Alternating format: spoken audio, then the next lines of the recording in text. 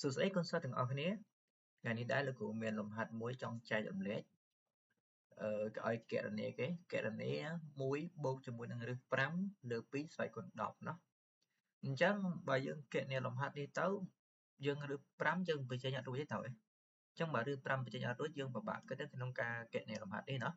ចូលទៅថា1បូកឫស5លើ2ស្វ័យគុណ10អញ្ចឹងរូបមន្ត a បូក b ស្វ័យគុណ10អានេះប្រើរូបមន្ត a បូក b ស្វ័យគុណ10ក៏វាពិបាកដែរเนาะវាមើលទៅវាស្មុគស្មាញយ៉ាងនេះក៏ថា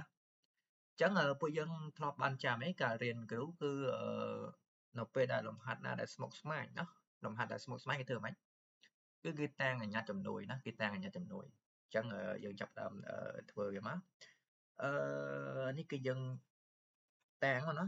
តអានេះតតាំងមកតាំងអីក៏បានដែរគាត់ថាឬក៏តាំង x ស្មើជាមួយនឹង1បូកជាមួយនឹងឫស5ណាលើ2មកណាលើ2អញ្ចឹងអ្វីដែលយើងត្រូវរកគឺយើងត្រូវតែយើងរកតម្លៃ x ស្វ័យគុណ10នោះគឺគ្រប់គ្រាន់ហើយណាគឺគ្រប់គ្រាន់ហើយណាអ្វីដែលយើងចង់រកណាអញ្ចឹងហ៎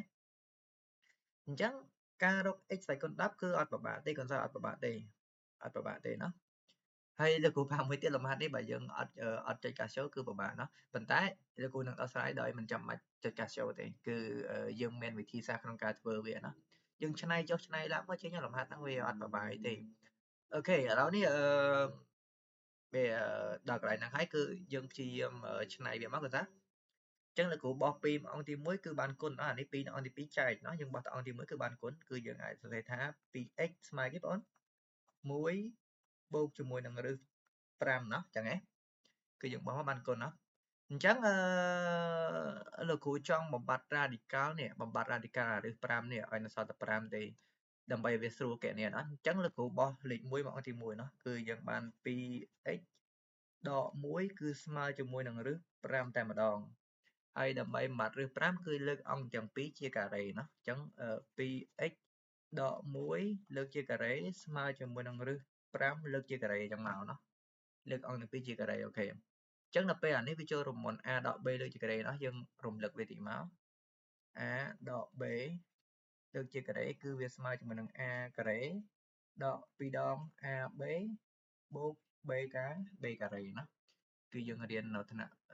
789ណា a ដក b លើកជាការ៉េគឺស្មើជាមួយនឹង a ការ៉េដក2ដង ab បូក b ការ៉េចឹងមកអញ្ចឹងអានេះវាទៅជា 2x ការ៉េណា 2x ការ៉េវាទៅជា 2x លើកជាការ៉េសិនមកណាដក2ដង ab 2គុណអីគេបងគុណឲ្យ 2x ចឹងមកហើយគុណជាមួយនឹង1ណាហើយបូកជាមួយនឹង b ការ៉េគឺបូកជាមួយនឹង1ការ៉េណាដល់ពេលអាឫស5លើកជាការ៉េនេះនៅសល់5ឃើញទេវាបាត់ radical បំបត្តិបាត់ radical អស់គឺវាស្រួលហើយណាអញ្ចឹងអា 2x ការ៉េនេះវាស្មើជាមួយនឹងប៉ុន្មានបង2ការ៉េវាស្មើជាមួយនឹង4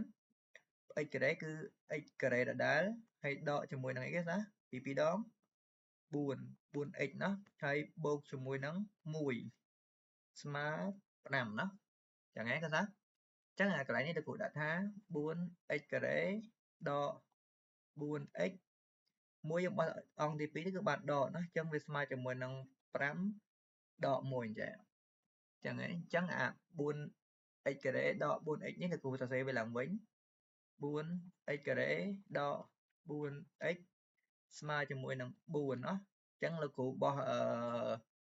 4x ដក 4x នេះទៅអង្គទី2ណាអញ្ចឹងវាទៅជា 4x ការ៉េស្មើជាមួយនឹង4បូកជាមួយនឹង 4x ណាដោយសារដកនេះនៅអង្គទី1ដកបោះអង្គទី2បូកណាអញ្ចឹងហ៎អញ្ចឹងអានេះលោកគ្រូនៅសល់ x ការ៉េស្មើជាមួយនឹង 4x បូក 4x ការពិតយើងសរសេរមួយណាមុនក៏បានដែរប៉ុន្តែលោកគ្រូព្យាយាមសរសេរវាឲ្យបងមើលយល់គឺ4បូកជាមួយនឹង 4x ណាអានេះ4អង្គទី1គុណបោះអង្គទី2គឺវាចែកអញ្ចឹងចែកឲ្យ4មកណាចឹងហើយអញ្ចឹងអានេះនៅសល់គេបងនៅសល់ x ការ៉េស្មើជាមួយនឹងយើងអានេះយើងចាប់4យើងតាសម្រួលពឹបនៅសល់1បូកជាមួយនឹង x ណាអញ្ចឹងយើងបាននឹងក្រោយគឺ x ការ៉េស្មើជាមួយនឹងគេបង x ការ៉េស្មើជាមួយនឹង x បូក1ចឹងមកអូខេអញ្ចឹងអ្វីដែលយើងត្រូវរកដូចលោកគ្រូប្រាប់តាំងពីដំបូងនេះយើងត្រូវរកគឺយើងរក x ស្វ័យគុណ10ណា x ស្វ័យគុណ10 ឥឡូវនេះយើងមានគេបងមាន x ការ៉េស្មើជាមួយនឹង x បូក1អញ្ចឹងអ្វីដែលយើងត្រូវរកគឺយើងរក x ស្វ័យគុណ10ណា x ស្វ័យគុណ10ព្រោះអីតម្លៃ x ហ្នឹងគឺ1បូកជាមួយនឹងឬ5លើ2ណាចឹងហ៎អញ្ចឹង1បូក1បូកឬ5លើ2ស្វ័យគុណ10នេះគឺតម្លៃ x ស្វ័យគុណ10អញ្ចឹងអ្វីដែលយើងត្រូវរក x ស្វ័យគុណ10អញ្ចឹងយើងមាន x ការ៉េស្មើជាមួយនឹង x បូក1ហើយអញ្ចឹងអ្វីដែលយើងត្រូវរកគឺអត់ប្រមាថទេកូនសាអត់ប្រមាថទេអញ្ចឹងដើម្បីឲ្យវាคล้ายទៅជា x ស្វ័យគុណ10គឺយើងគុណវា x គុណនឹង x គុណនឹង x រហូតមកកូនសាអញ្ចឹងលោកគ្រូគុណអង្គទាំងពីរនឹង x ប៉ុន្តែលោកគ្រូសុំ note កន្លែងនេះមួយសិនណាយើងមើលហ្នឹងណាកន្លែងហ្នឹង note គឺ x ការ៉េស្មើជាមួយនឹង x បូក1ណាអញ្ចឹងបន្តទៀតគឺគុណអង្គទាំងពីរនឹង x អញ្ចឹង x គុណជាមួយនឹង x ការ៉េស្មើជាមួយនឹង x គេថាឲ្យ x បូក1ណាគឺយើងគុណអង្គទាំងពីរនឹង x អញ្ចឹងអានេះវាទៅជា x គីបស្មើនឹងអីបងអូន x គុណនឹង x វាទៅជា x ការ៉េដល់ពេល x គុណជាមួយនឹង1វាទៅជា x ណាអូខេអញ្ចឹងអត់មានអីពិបាកទេគឺយើងបាន x គីបស្មើជាមួយនឹង x ការ៉េបូក x ណាប៉ុន្តែ x ការ៉េយើងដឹងហើយណាបងអូន x ការ៉េគឺស្មើអីគេថា x ការ៉េនេះ x ការ៉េស្មើនឹង x បូក1អញ្ចឹងកន្លែង x ការ៉េនេះលោកគ្រូដាក់ចំនួនដល់ x បូក1បានទេអញ្ចឹងលោកគ្រូដាក់ថា x បូក1ហើយបូកជាមួយនឹង x អញ្ចឹង x គីបស្មើជាមួយនឹង x ការ៉េx ការ៉េ x បូក x វាទៅជាអីគេបង x បូក x វាទៅជា 2x ណា 2x បូកជាមួយនឹង1ណាអញ្ចឹងយើងបាន x គីបអញ្ចឹងយើងដើម្បីឲ្យដល់ x ស្វ័យគុណ10គឺយើងគុណនឹង x រហូតមកណាអញ្ចឹងអានេះវាលោកគ្រូគុណអង្គទី2នឹង x ទៀតវា x គុណជាមួយនឹង x ការ៉េគុណជាមួយនឹង x ការ៉េសុំទោសនេះគុណជាមួយនឹង x អីបង x គីបណាគុណអង្គទី2នឹង x ណា x គីបស្មើជាមួយនឹង x គេតាឲ្យ 2x បូក1ណាអូខេអញ្ចឹងអានេះវាទៅជាអីគេបង x ស្វ័យគុណ4ស្មើជាមួយនឹងអី x ស្វ័យគុណ4ស្មើជាមួយនឹងx គុណជាមួយនឹង 2x វាទៅជា 2x ការ៉េ x គុណជាមួយនឹង1វាទៅជា x អីចឹងមកអូខេអញ្ចឹងអានេះវាទៅជា x ស្វ័យគុណ4ស្មើជាមួយនឹង x ការ៉េស្មើអី x ការ៉េយើងមើលនៅលើនេះយើងមើលនៅលើនេះស្មើអីបងអូន x បូក1ណា x បូក1អញ្ចឹងកន្លែងនេះចុចទៅណាបាត់ហើយចុចនេះវាស្មើជាមួយនឹង2គេតាឲ្យ x បូកជាមួយនឹង1ណាហើយបូកជាមួយនឹង x អីចឹងមកអញ្ចឹងវាស្មើនឹងអីបងអូនអញ្ចឹងយើងគុណប្រលាតមកវាទៅជា 2x បូកជាមួយនឹង2ហើយបូកជាមួយនឹង x អីចឹងមកណា x ស្វ័យគុណ4អូខេអញ្ចឹងអានេះវាចុងចាប់ខ្លះទៅជាស្អី x ស្វ័យគុណ4ស្មើអីគេបងអូន2x បូក x វាទៅជា 3x ណា 3x ហើយ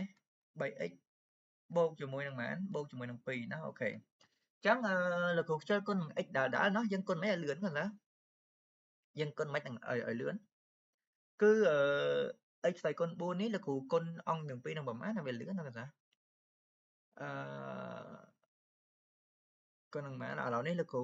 x ស្វ័យគុណលោកគ្រូកាប់ពិតយើងចង់គុណជាមួយនឹង x ដដែលក៏បានដែរប៉ុន្តែលោកគ្រូចង់ឲ្យវាលឿនយ៉ាងហ្នឹងបន្តិចគឺយើងគុណជាមួយនឹង x គុណ3ណាគាត់ណា x គុណ4គុណនឹង x គុណ3វាទៅជា x គុណ7ណាហើយលើក្រោយយើងគុណនឹង x គុណ3ម្ដងទៀតមកគឺចាប់សពគ្រប់ណាចាប់សពគ្រប់អញ្ចឹងគុណអង្គទាំងពីរនឹង x គុណ3អញ្ចឹងហ៎អញ្ចឹងអានេះទៅជា x ស្វ័យគុណប៉ុន្មាន4ស្មើជាមួយនឹងឥឡូវលោកគ្រូដាក់ចេះវិញណាចេះវិញដើម្បីកុំឲ្យបងអូនពិបាកយល់លោកគ្រូដាក់ចេះវិញណាគាត់ណាលោកគ្រូដាក់ x ស្វ័យគុណ3នេះលោកគ្រូដាក់ជាសមីការមួយចុះហើយដល់ពេលx ស្វ័យគុណ4ស្មើជាមួយ 3x បូក2ហ្នឹងលោកគ្រូដាក់ជាសមីការ2ណាលោកគ្រូធ្វើឲ្យវាលឿនជាងមុនការពិតបងអូនចង់គុណនឹង x ក៏បានដែរធ្វើអញ្ចឹងវាលឿនជាងសរសេរតែពីបន្តទៀតគាត់ថាយើងមិនចាំបាច់គុណអញ្ចឹងក៏បានដែរលោកគ្រូប្រើវិធីមួយទៀតវាលឿនយ៉ាងហ្នឹងតិចលោកគ្រូគុណនឹង x ដដែលគឺវាទៅជា x សេគុណ4ដដែលណាគឺស្មើជាមួយនឹង x គេតាឲ្យ 3x បូកជាមួយនឹង2អញ្ចឹងមក ចឹងវាទៅជា x គុណជាមួយ x គុណ4វាទៅជា x គុណ5ណោះហើយស្មើជាមួយនឹងx x គុណជាមួយនឹង 3x វាទៅជា 3x ការ៉េ x គុណជាមួយនឹង2វាទៅជាបូក 2x ចឹងមកដល់ពេលអា 3x ការ៉េនេះ3គេតាអី x ការ៉េស្មើអី x ការ៉េស្មើជាមួយនឹង x បូក1នេះអញ្ចឹងមានថា x បូក1មកហើយបូកជាមួយនឹង 2x មកហើយនេះ x សេគុណ5អញ្ចឹងមកណាអញ្ចឹងវាស្មើជាមួយនឹងអី x សេគុណ5វាស្មើជាមួយនឹង 3x បូក3អញ្ចឹងមកណាហើយបូកជាមួយនឹង 2x អូខេអញ្ចឹងអានេះបន្តទៀតគឺវាស្មើជាមួយនឹង x សេគុណ5ស្មើជាមួយនឹងអី 3x បូក 2x វាទៅជា 5x អីចឹងមកណាហើយបូកជាមួយនឹង3អូខេអញ្ចឹងអត់មានអីពិបាកទេដើម្បីឲ្យបាន x សេគុណ10គឺលោកគ្រូសូមរំលឹករូបមន្តមួយថាទី8ហ្នឹង a សេគុណ m លើកជាសេគុណ n គឺស្មើជាមួយនឹង a សេគុណ m គុណជាមួយនឹង n ណាអូខេអញ្ចឹងយើងលើកអង្គទាំងពីរមកអានេះเป็น5ដើម្បីបាន10លើកវាជាការ៉េមកណាអញ្ចឹង x សេគុណ5លើកជាការ៉េណាមានន័យថាលើកអង្គទាំងពីរជាការ៉េស្មើនឹង 5x បូក3លើកជាការ៉េណាអញ្ចឹងអានេះវាទៅជា x សេគុណ10ហើយណាអ្វីដែលយើងចង់បានណាគឺយើងចង់បាន x សេគុណ10ណា x សេគុណ10អូខេអញ្ចឹងកន្លែងនេះយើងបាន x សេគុណ10ហើយអញ្ចឹងកន្លែងនេះវាចូលរូបមន្ត a បូក b លើកជាការ៉េណាភាសាអញ្ចឹង a បូក b លើកជាការ៉េនេះ a បូក b លើកជាការ៉េស្មើជាមួយនឹង a ការ៉េបូក2ដង ab បូក b ការ៉េណាអញ្ចឹងងាយអូខេអញ្ចឹងវាទៅជា a ការ៉េវាទៅជា 5x លើកជាការ៉េបូកជាមួយនឹងអីទេបង 5x លើកជាការ៉េបូកជាមួយនឹង2ដង ab 2គុណហើយ 5x ហើយគុណជាមួយនឹង3ហើយបូកជាមួយនឹង3ការ៉េអញ្ចឹងអានេះវាទៅជា5ការ៉េគឺ5ដង20 25ហើយ x ការ៉េបូកជាមួយនឹង 10x អី 10x គុណគេអ្នកខុសกันថា2គុណ5 10គុណ3វា30ណា30x ហើយបូកជាមួយនឹង9ណាអូខេអញ្ចឹងប៉ុន្តែ x ការ៉េស្មើអី x ការ៉េស្មើអីគាត់ថាតើណាបាទ x ការ៉េស្មើ x បូក1ណាអញ្ចឹងកន្លែងនេះយើងដាក់មកគឺស្មើជាមួយនឹង25ក៏តែឲ្យ x បូក1ហើយបូក 30x បូកជាមួយនឹង9អញ្ចឹងកន្លែងនេះវាទៅជា 25x បូកឲ្យ25បូកឲ្យ 30x បូកជាមួយនឹង9អូខេអញ្ចឹងអាហ្នឹង x សេគុណ10របស់យើងហ្នឹងអញ្ចឹងអា 25x បូក 30x នេះវាទៅជា 55x ណាហើយបូកជាមួយនឹងម៉ាន25បូក9ម៉ានវិញ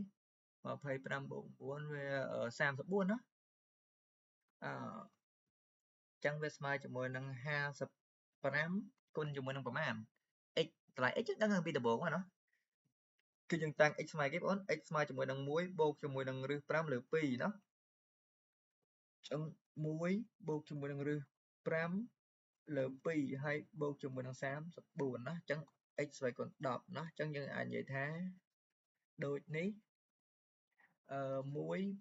x ហ្នឹងគឺតម្លៃ1បូករឹស5ហ្នឹងឯងរឹស5លើ2ស្វ័យគុណ10គឺស្មើជាមួយនឹង55កតាឲ្យ1បូកជាមួយនឹងរឹស5លើ2បូកជាមួយនឹង34ណាចប់សពគ្រប់អញ្ចឹងថាអញ្ចឹងសង្ឃឹមថាទាំងអស់គ្នាយល់ណាទាំងអស់គ្នាយល់អញ្ចឹងបើសិនចេញលំហាត់ផ្សេងទៀតវាស្រដៀងនឹងដែរយើងអាចដោះស្រាយបានណាអូខេអញ្ចឹងសង្ឃឹមថាវីដេអូនេះជាប្រយោជន៍ដល់អ្នកទាំងអស់គ្នាអញ្ចឹងអូខេអញ្ចឹងជួបគ្នានៅវីដេអូក្រោយគឺអូខេបាយបាយ